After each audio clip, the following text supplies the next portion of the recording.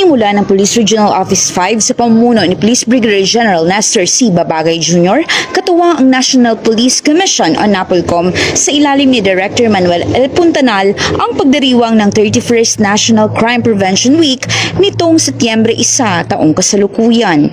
Tampok sa pagbubukas ng selebrasyon ang pagdalo ni Dr. Sherlyn S. Esplana, Pangulo ng Council of Deans for Criminal Justice Education bilang panauhing pandangal at tagapagsalita. Ang tema ngayong taon ay pinalakas na pamahalang lokal para sa ligtas na pamayanan, pagpapatibay ng mga programa sa pag-iwas sa krimen sa ilalim ng CSOP.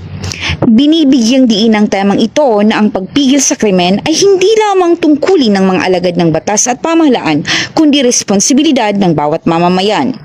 Ang NCPW ay layuning palalimin ang kamalayan ng publiko sa kahalagahan ng sama-samang pagkilos laban sa krimen.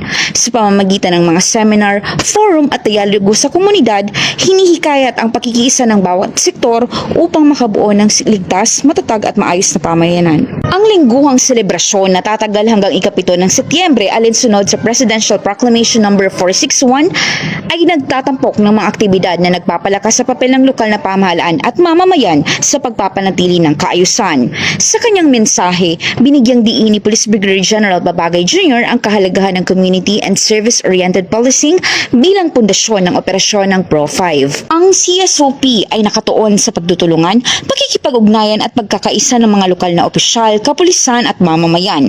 Hindi lamang kami tagapagpatupad ng batas, kami rin ay katuwang sa pagbibigay ng serbisyo kasama ang lokal na pamahalaan para sa kapakanan ng bawat Bicolano, ani ni Police Brigadier General Babagay.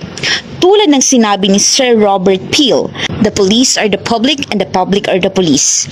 Isa itong paalala na tayo ay iisa sa layuning bumuo ng ligtas at maayos na komunidad. Mula dito sa Legazpi City, Albay, ako ang inyong PNN correspondent, Patrolwoman Jera de Duterte, alagad ng batas, tagataguyod ng Balitang Pulis.